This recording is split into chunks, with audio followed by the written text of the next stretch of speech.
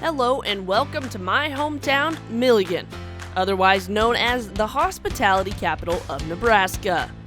This little railroad town sits in the southeast portion of the state. Milligan got its start as a railroad town that was near Turkey Creek, which was a good water source for steam locomotives. The 6-acre piece of land, purchased on April 9, 1887, was named for Frank Milligan, one of the directors of the railroad line. The first lots were bought in August of that same year, and the town busted into the scene. Milligan is a small town that is home to just under 300 people, and believe me, not much goes on here. The highest population ever recorded for Milligan was 422, recorded in 1930. It is a typical small town where everybody knows everybody and everyone seems to be related in some way, shape, or form. As you are welcomed into Milligan from the north corner, as we call it, the first building in town you will see is where I attended 3rd through 6th grades.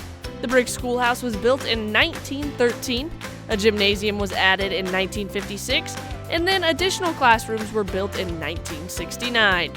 The school building sits on the north end of Main Street in Milligan, and it housed a K-12 school system, the home of the Roosters, until 2002. In 2003, Milligan had to fully consolidate with Exeter to create Exeter Milligan Public Schools, which is where I attended school. The Milligan School still houses grades 3 through 6, while Exeter houses the rest of the classes. Just a hop, skip, and a jump down the road, you will find the American Legion. The American Legion sits on land that was actually donated by the Milligan School District as a memorial to the boys who lost their lives in France during World War I, as well as the World War I President Woodrow Wilson. Work at the American Legion Park started in 1927. Trees were planted to honor the servicemen, and a copper box containing pictures and Legion records, as well as other data, was placed in the base of the monument. More work has since been done by the Legion members, and the park continues to be just one piece of history in Milligan. Right next to the American Legion is the newly constructed Milligan Community Park, once known as the Fun for All Park. The park contains a stand with tourist information, even though I'm not quite sure Milligan has many tourists, but it is there, as well as a picnic area and a restroom. The park is still a work in progress, and with more phases of the park yet to come. As you work your way down the highway that runs through town, you will find the Milligan Fire Department, which was organized in 1931 and expanded to a rural fire district in 1951. Since 1968, the fire personnel has also provided Milligan with a rescue unit. Now shifting gears and working our way to the classic red brick road known as Main Street. This is where you will find basically all of the businesses in town. For a small town, Milligan offers quality services from restaurants and bars to boutiques and even a small medical clinic. Milligan's Main Street is the only street in town that really ever has anything going on. The brick road was paved in 1925, with the rest of the roads in town being paved by 1988. Traveling down Main Street, you will find different businesses such as 2 banks, Farmers and Merchants Bank, and the First Bank of Utica. 2 insurance agencies are also located in Milligan, Oliva Insurance and Milligan Insurance Agency. Of course, Main Street is where you'll find the local post office, which is extremely small. Next to the post office, if you turn around, is a mural depicting different aspects of Milligan's history, including some check paintings and even the famous kolaches of Grandma Milligan. Now, that is not the only mural in downtown Milligan. Just down the block is a relatively new mural that shows the view from north of Milligan, looking at the high school and the grain elevator. It also has some vintage aircraft flying in the sky. And finally, one last mural that is downtown can be found on the side of Mickle Service, which is no longer a business. This mural is a tribute to 2 of Milligan's most famous, or infamous, residents, Ray Kirpichka and Super Stu Vavra. Shifting away from the murals, about midway down Main Street sits the 2 bars of Milligan, and one of which includes a restaurant. Ron's Tavern is a local bar and coffee shop where the locals hang out each morning. Just down the road from Ron's is Charlie's Pub, or formerly known as Evening with Friends. Charlie's Pub is a bar and a restaurant that features amazing burgers and nightly specials. One of the coolest features about the pub is the log cabin that is built on the inside of the building.